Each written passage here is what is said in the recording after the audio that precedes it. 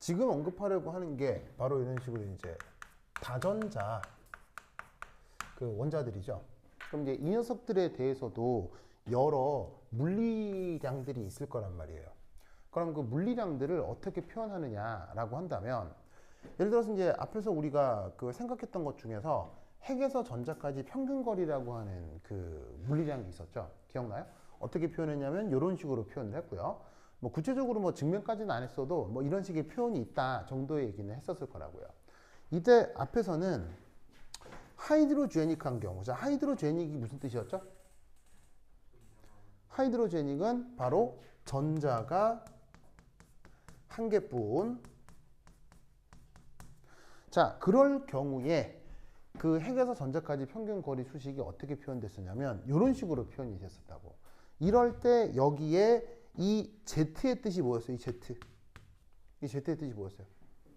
이게 바로 원자 번호였지.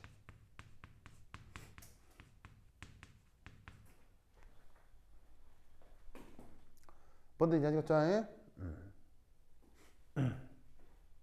그런데 이것에 대해서 다전자 원자는 그 핵에서 전자까지 거리를 표현할 때 어떻게 표현하느냐?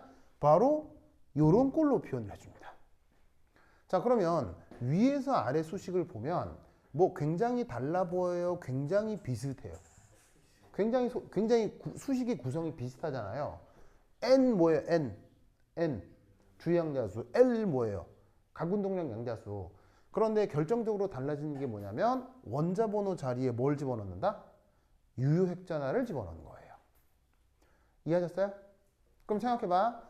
어떤 해당 원자가 정해지면, 내가 언급하려고 하는 원자가 정해지면 원자 번호는 자꾸 변해. 원자 번호는 딱 정해져 있어. 원자 번호는 딱 정해져 있잖아.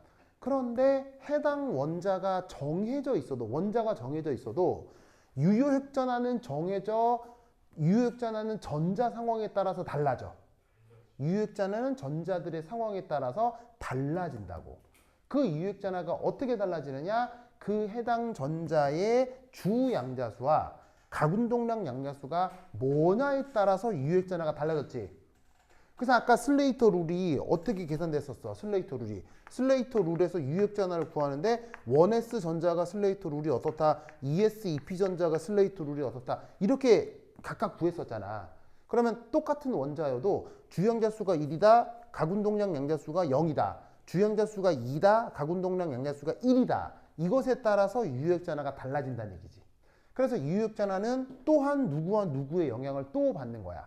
주양자수와 각운동량 양자수의 영향을 또 받는 거구나 라고 생각할 수 있다고. 무슨 말인지 알겠죠? 그래서 이런 식으로 원래 꼴의 표현에서 원자 번호를 유효핵전화로 살짝 바꿔주면 다전자 원자의 성격을 근사적으로 표현할 수 있겠구나. 무슨 말인지 알겠죠? 근데 이제 여러 물리적 성격 중에서 시험에 제일 많이 나오는 건 사실 바로 요겁니다. 전자의 무슨 에너지? 역학적 에너지. 보이시죠? 전자의 역학적 에너지. 자, 이 전자의 역학적 에너지 뭐냐? 자, 우선 여러분 이 수식 기억납니까? 이 수식 너무너무 유명한 수식이죠. 사실 이 수식은 어디서도 나오는 수식이었습니까? 이 수식은 뭐 할 때도 나오는 수식이었어요? 바로 보어 모델에서도 전자의 역학적 에너지 수식이 이 표현이었죠. 그러면서 한두 달 됐는데 보어 모델 증명하는 거 기억나요? 보어 모델 시험에 나올 가능성이 매우 높으니까 그 증명 과정 꼭 외우셔야 돼요. 그렇죠? 여하튼 그때 그 수식인데 양자역학적인 계산을 해도 전자의 역학적 에너지는 요 꼴이랑 같아진다 이런 말이에요. 아시겠죠? 이럴 때 하이드로제닉 전자가 하나뿐일 때는 이 에너지가 어디에만 관여해요? 어디에만? 주양자 수에만 관여를 했죠. 즉 주 양자수가 같으면 뭐라고? 전자의 역학적 에너지 준위도 같아진다. 어디서? 하이드로제닉한 상황에서. 아시겠죠? 그래서 지금 그래프가 어떻게 되어 있는 거야? 1s 오비탈이 가장 안정하고 그 다음 2s 2p 오비탈의 에너지가 어떻게 돼 있어? 2s 2p 오비탈의 에너지가 어떻게 돼 있어? 어떻게 그려져 있어 지금? 같게 그려져 있지. 3s 3p 3d가 에너지가 어떻게 그려져 있어? 같게 그려져 있잖아. 무슨 말인지 알겠어요? 그러면 주양자수가 4면 4s 4p 말고 또 뭐가 있을 수도 있어. 4s 4p 말고 뭐가 있을 수도 있어. 4d가 있을 수도 있고 또 만약에 굳이 그리자면 또 뭐도 있을 수 있어. 굳이 그리자면 4f도 있을 수 있지. 무슨 말인지 알겠어요? f도 있을 수 있지. 하지만 주양자수가 4인 경우 수소 원자면은 4s건 4p건 4d건 4f건 에너지가 어때? 에너지가 다 같다. 기억나요? 그런 상황을 뭐라고 불렀지? 이런 상황을 뭐라고 불렀어? 수소 원자 모델에서 이런 상황을 뭐라고 불렀어? 바로 N-제곱 degenerated라고 했었지. N제곱 degenerated 기억나요? degenerated의 우리말 번역은? degenerated 우리말 번역은? 방금 얘기했잖아. degenerated 우리말 번역은? 축퇴. 축퇴의 뜻은 뭐예요? 축퇴의 뜻은 뭐예요? 바로 다른 오비탈끼리 에너지가 같아지는 현상을 축퇴라고 했었죠. 다른 오비탈인데 자 3s 3p는 같은 오비탈이에요? 다른 오비탈이에요? 다른 오비탈이잖아. 그림도 엄청 그렸잖아. s 오비탈 어떻게 생겼어? s 오비탈 동그랗게 생겼고 p 오비탈은 길쭉길쭉 생겼잖아. 다르잖아. 다른데 에너지가 어때 지금? 같아. 그런 현상을 뭐라고 부른다고? 축퇴. 알겠죠? 근데 n제곱은 뭐겠어? n제곱은 주양자수의 제곱계 오비탈들이 축퇴된다는 얘기야. 1 넣으면 주양자수 1일 때는 하나만 축퇴된 거고요. 2 넣어봐. 2 넣으면 2제곱은 뭐야? 4잖아. 하나 둘 셋 4개가 축퇴돼 있고 3 넣어봐. 3 넣으면 9잖아. 그러면 하나 둘 셋 넷 다섯 여섯 일곱 여덟 9개가 축퇴돼 있다고. 무슨 말인지 알겠어요? 그래서 저 수소 원자 모델에서 에너지 준위 생각할 때 가장 유명한 표현 중에 하나가 N제곱 degenerated야. 무슨 말인지 알겠죠? 됐나요? 됐죠? 이것이 하이드로제닉에서 뭐가 된다면 many 일렉트론이 된다면 many 일렉트론이 된다면 이대 에너지 준위를 어떻게 표현할 수 있다? 근사적으로 에너지 준위를 요런 꼴로 표현할 수 있다. 이런 말이에요. 보이세요? 자, 어디를 어떻게 표현해 놓았어요? 여기에 있는 이 원자 번호 자리에 뭐를 대신 집어넣었어요? 원자 번호 자리 대신에 뭐를 집어넣었어요? 유효핵전화를 집어넣었죠?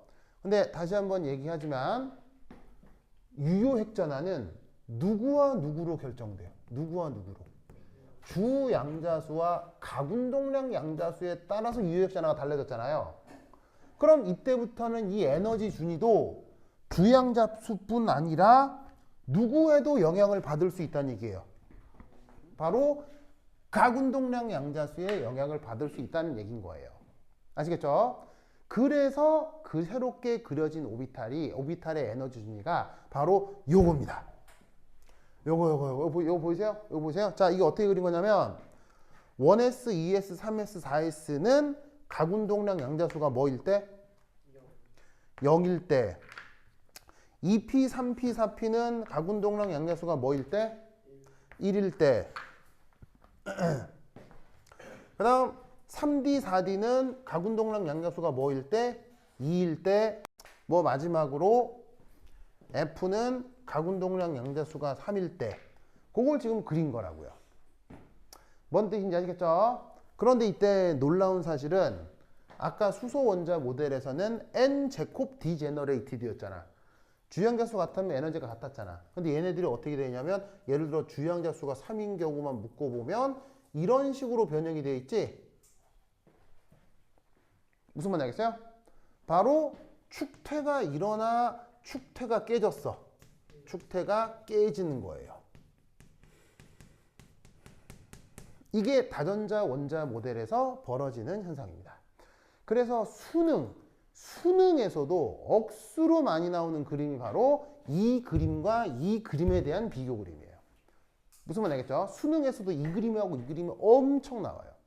그래서 난데없이 에너지 준위를 딱 준 다음에 이거 누구 거냐, 이거 누구 거냐 이렇게 묻는다고요.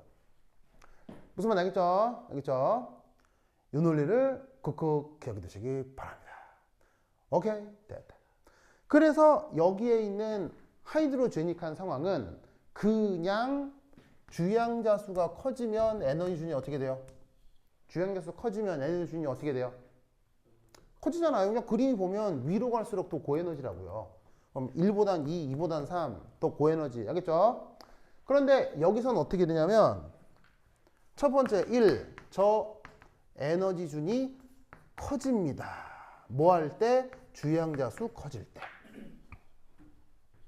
맞나요? 1S보단 2S, 2S보단 3S가 점점 불안해지잖아요. 2P보단 3P가 더 불안해지잖아요. 첫 번째 맞죠? 그 다음 두 번째는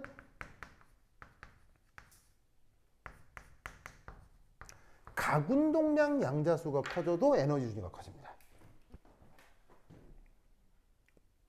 아시겠죠? 보세요. 2S보다는 2P가 더 불리하죠. 3P보다는 3D가 더 불안해지죠. 고에너지가 되죠. 무슨 뜻인지 아시겠죠? 그래서 이런 현상이 다전자에서 나타난다. 라는 것을 꼭 기억해 두시기 바랍니다. 오케이, 됐다. 자, 쓰세요. 이 내용 꼭 외우셔야 됩니다. 알겠죠? 좋아.